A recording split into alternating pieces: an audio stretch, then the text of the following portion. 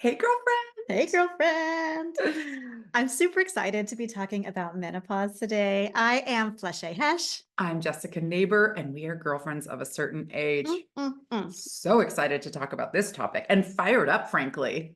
Yeah, I think we have Halle Berry to thank, a girlfriend of a certain age as well. Hats off to her for bringing awareness and heart. And she not is like talking about menopause, she's doing something about it. So she is out loud and proud talking about a new bill that she is helping to promote and build social excitement about Yeah, for absolutely. menopause. She said that she felt compelled to use her platform to do something about this because of her history that we'll talk about in a moment with getting, basically gaslighted. I think in this case, that really is accurate, both during perimenopause and menopause. Hmm. So, should we explain to the girlfriends of a certain age what down with her, just so that they get a clear idea? We even have a clip for you all to play. Maybe we should jump into that real Let's do the quick. clip. Let's do the clip. Story. This is another story. I was at the doctor 3 days ago, and I went in to talk to him about an issue, and I said to him, "You know why I'm having this issue, right?" And he says, "Yes, I know." I said, "Tell me, why am I having this issue?" He said, "You tell me why you're having the issue." I said, "No, you tell me why I'm having the issue." And we went back and forth. You tell me, you tell me, you tell me. I finally realized he wasn't going to say it. So I thought, okay, I have to do what no man can do. I have to say it. I said, "I'm in menopause!" Okay? And that's why I'm having this issue. And he said, "Oh my God, I could never say that to you. Look at you. You don't look like you're in menopause. I could never say that. And if I said that to all of my female clients, they'd punch me." And again, I knew that is why I'm here doing this work, because it has to be destigmatized. The shame has to be taken out of menopause. We have to talk about this very normal part of our life that happens. Our doctors can't even say the word to us, let alone walk us through the journey of what our menopausal years or our years after that, right? Wow. Preach, Halle Berry. Wow. She said it. She said the thing. And it like in the best actor way possible. I Yeah. love her. Menopause. That came from the gut, Hallie. That was so spot on. I just want to thank you, Halle. I want to thank you for speaking up. I want to thank you for being a woman of color and saying the things and using your platform for good and bringing all of us forward and helping to eliminate the shame and the stigma and any embarrassment or hushed. I love it. She yelled it. Yeah. Because how many people have been whispering and hushing and, just like so uncomfortable to say anything about this normal and natural transition of every woman's life if she's lucky enough to live that long. And I love that she had the awareness to push back because so many women who are in their doctor's office, if their doctor isn't saying the thing and dancing around it, they're going to feel like there's clearly something wrong and that they shouldn't bring it up, or they may not even know to bring it up. And we know that menopause is so under researched. There's liability issues that doctors are afraid to touch on. And as Hallie said, the stigma, like she said, patients might punch a doctor. Where are we when half of our, population might punch a doctor? That's what their response is, by just bringing up a natural stage in life. Right. Well, it also speaks to, what do those punching women even know about their changing bodies? Yeah, and why is it offensive? Why Why is is it this word offensive? offensive? Yes. Well, I think I told you, the first doctor who ever brought it up to me, whispering, "How's it going?" And I was like, I don't even know what she was talking about at first. I did catch on eventually.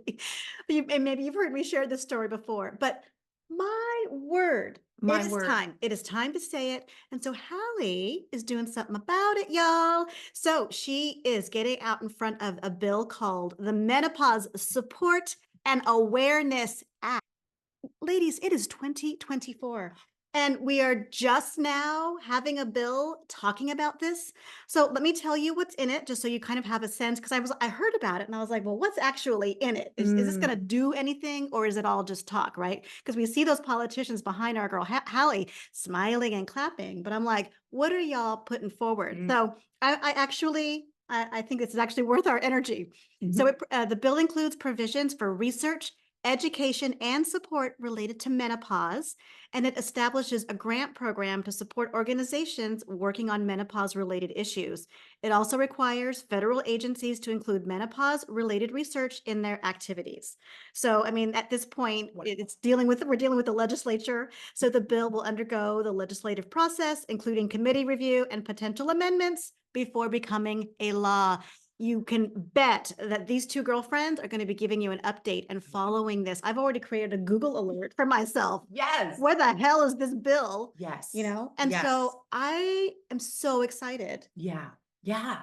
Oh, I love that. And I love that it's going to actually take action and also motivate people. If you can get grants, then you can do the research, you can do the trials, and there'll be that much more pressure and awareness. And the more women that bring it up in their doctor's office, even speaking it, let alone yelling it like Halle Berry, just to put the pressure on our representatives. So I love that. I think we all should be following this. I think this is important for us. It's important for our daughters and for our young women that we know are going to go through this.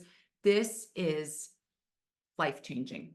It's really wonderful. I think so. And so I also think a lot about the doctors who are, sitting in their little rooms, seeing people, women after women after women, and their discomfort too. I really want to blow the lid off that too. Doctors, y'all need to do your work too. Do your inner work, whatever is making you feel icky and uncomfortable and uncertain and afraid and your own shame. Do your work so that we can show up and be our full selves. I'm feeling a little fired up today, y'all. I love it, as we should be. And I had a doctor and I changed from her because she was my OBGYN. And she told me at the beginning of my perimenopause that I just had to deal with the symptoms. She prescribed me some antidepressants, which in my case actually were very helpful, but that is the go-to thing, right? Deal with it, and here's some antidepressants. Those are kind of the tools in the toolbox that we're seeing, unless you go out of your way. I actually sought out a younger doctor who amazingly had all these other options for me, but you have to be proactive. You have to go out of your way. We know that the regular playbook is to give you antidepressants. We also need to bring up what happened to Halle Berry during perimenopause, which is also informing why she literally screamed, "I have menopause," at her doctor. So you may have or may not have seen the report that she also brought up, which was that a while ago when she was experiencing perimenopause and didn't understand what some of the symptoms were, she went into her doctor to talk about vaginal dryness. Her doctor looked at her and said that she had the worst case of herpes he'd ever seen.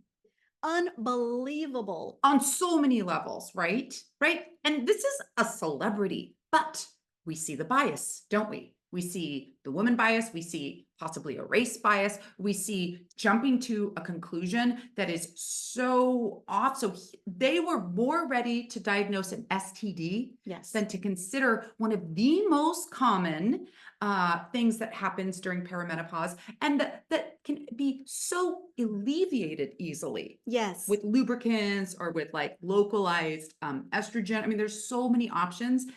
And so she and her partner had to go in and take an STD test, even though she knew in her heart of hearts, this is not what's going on for me. So how insulting. So just for us all to be aware that that also was, by the time she's back in that doctor's office, and I hope this was a different doctor, is talking about menopause, she's like ready to scream. Ready to scream. Yeah. And I think so many of us feel angry, and we don't always feel permission to express that anger. Yeah. Right. To say to a doctor, I don't know about y'all, but like most of my life, I've been taught, we would respect our doctors, whatever they say is we just take that advice. And even getting a second opinion for a lot of people is like, oh, I'm not sure I should do that.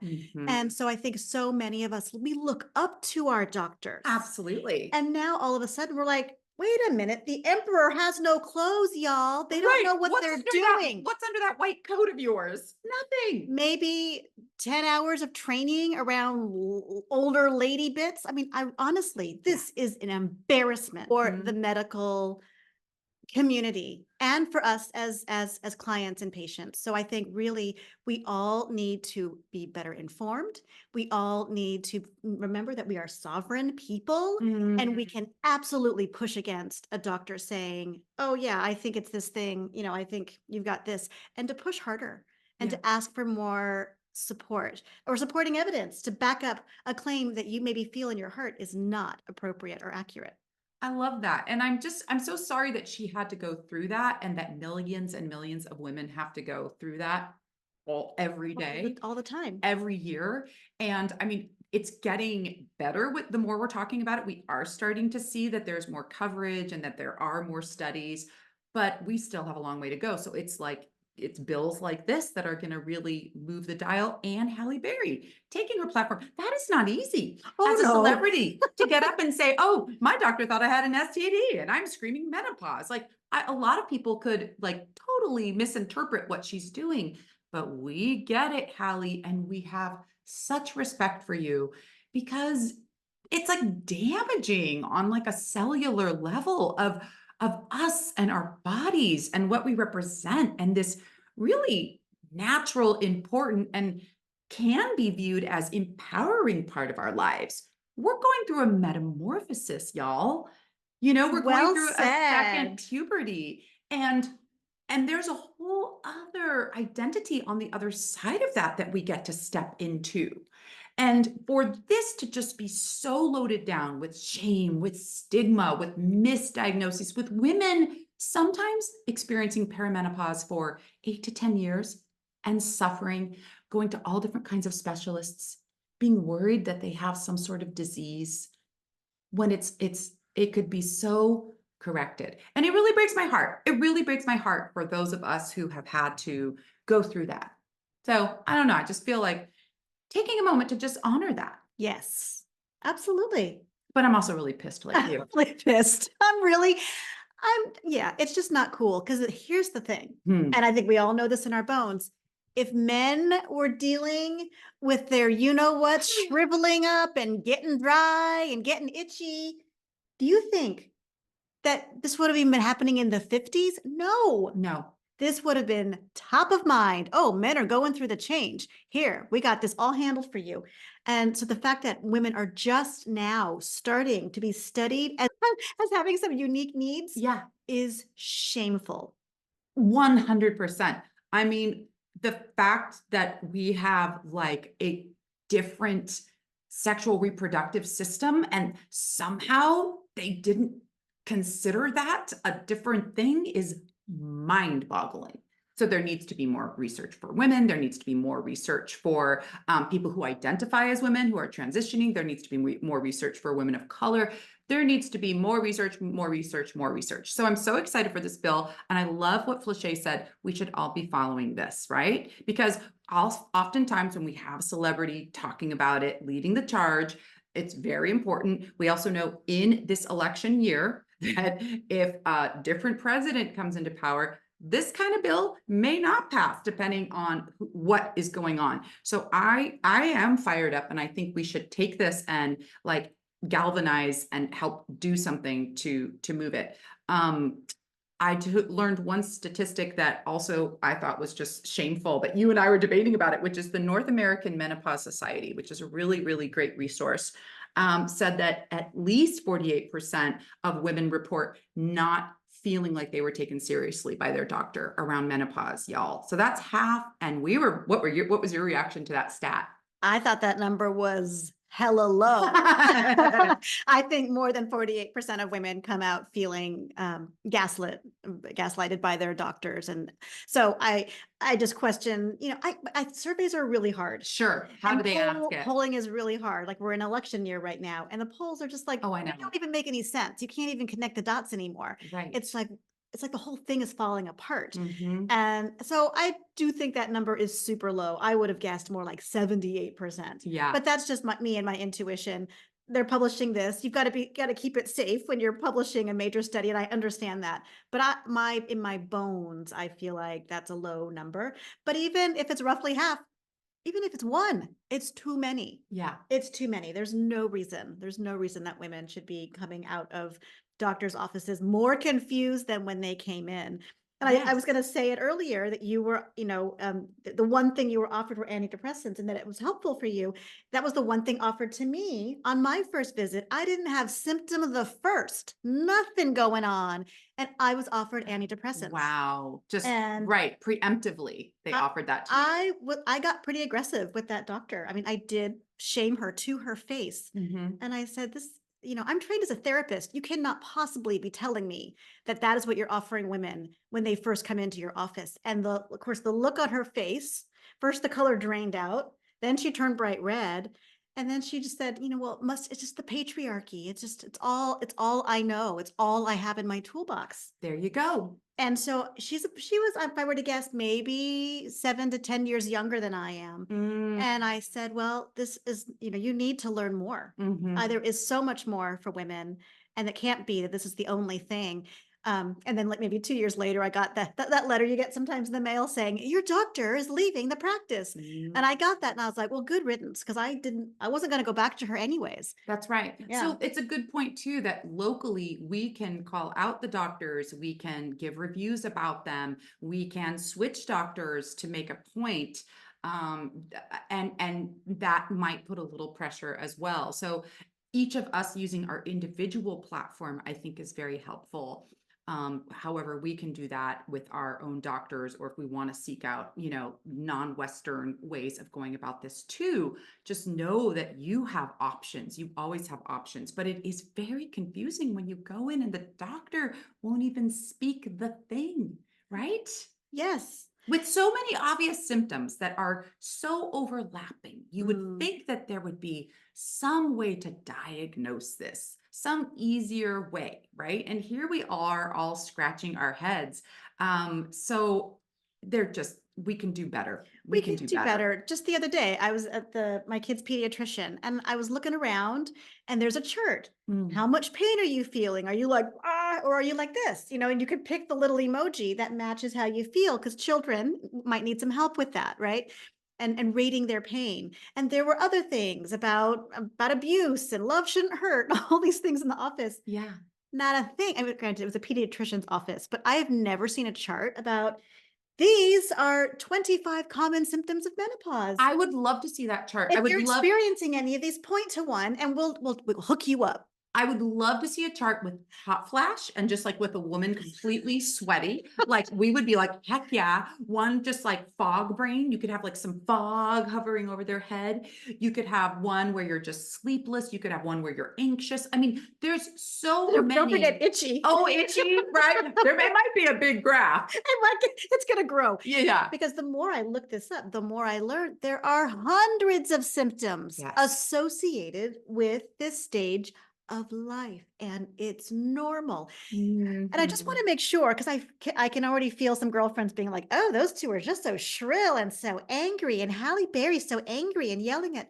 But I feel so intently that this is a righteous anger. Oh, yes. And it's not just for us and our generation, it's for our daughters coming up behind us, but it's also for our mothers and our grandmothers and our aunties who were treated horribly. Oh my gosh, what If did they they got get any offered? treatment at all. I doubt they did.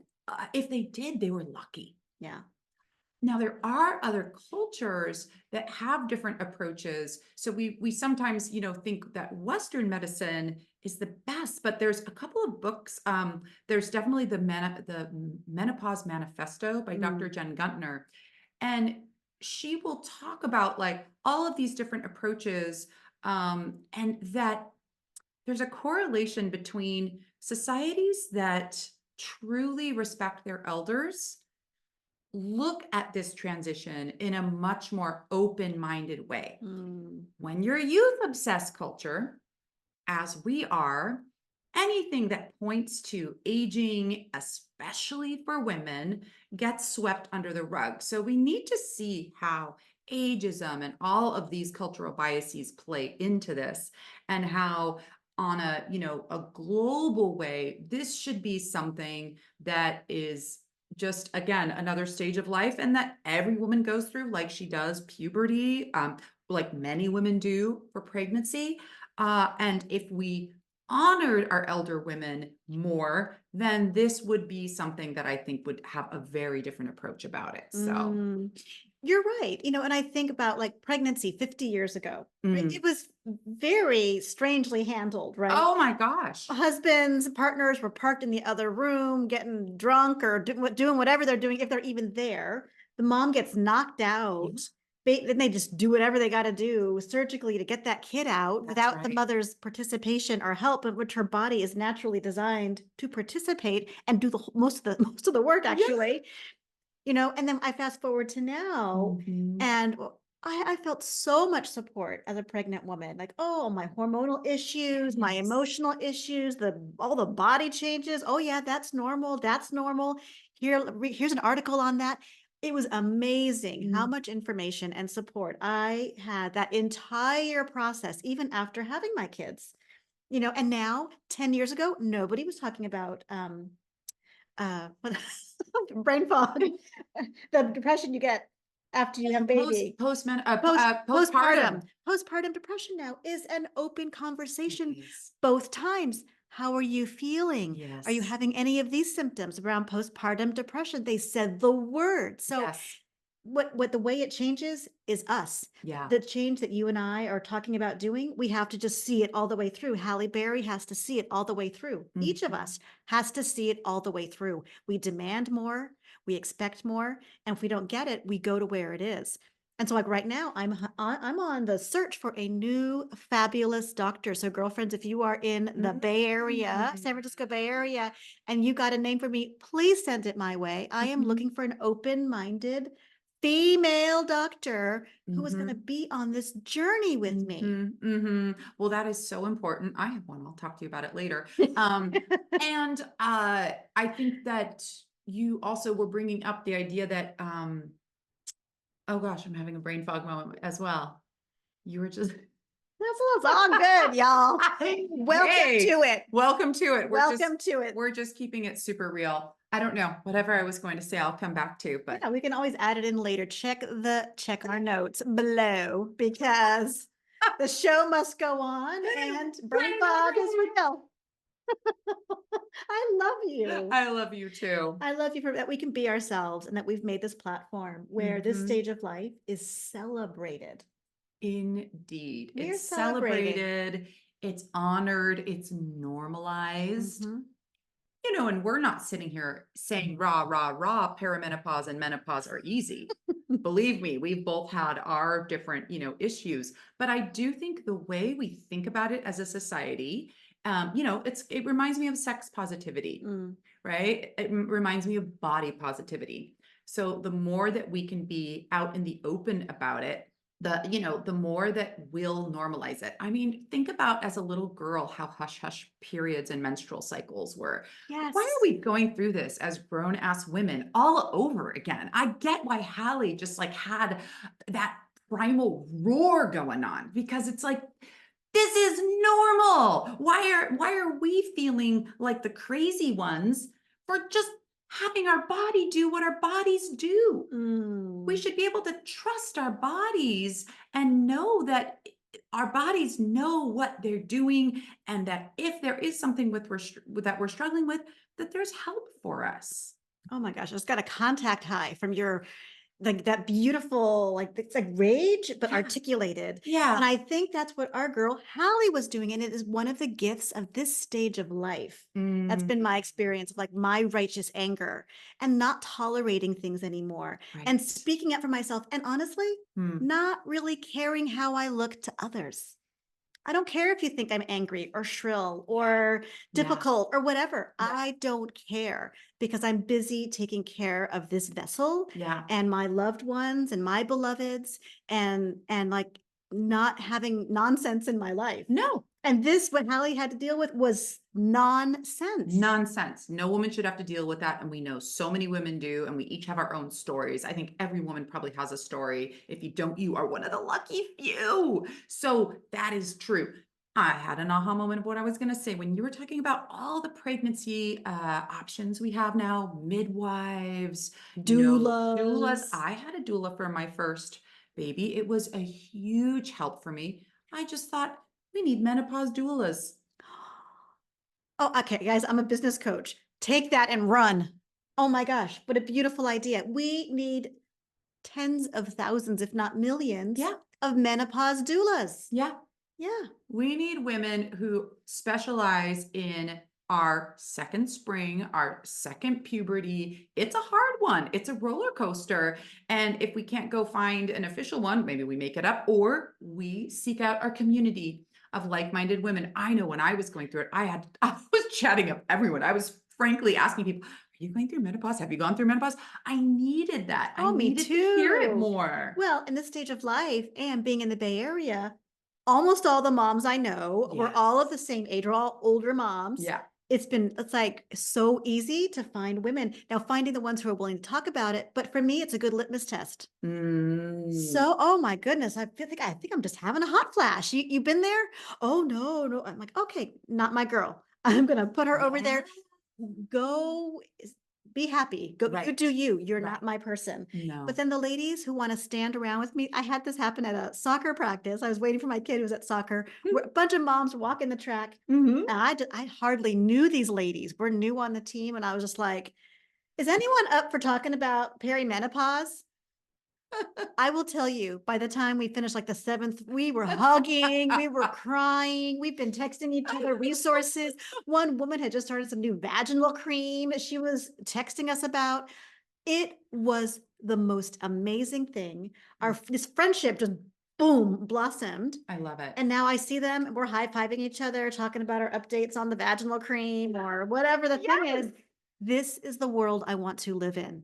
I want to live in this world as well. This is our body. Yes. We're all going through it. Why are we suffering alone? There's no need. There's no need. And honestly, it's kind of a healing for how we felt in our first puberty. It's like, come on, let's figure this out. Well, and actually, I don't know about you, but like for me, I was talking about it a lot with my girlfriends. I mean, at Mhm. first, like the elementary school years, the girls who kind of popped in elementary school, I think that was really weird. But in middle school, I think we were all like, oh, we're all big and grown. We all got our buds. We're like in our training bras.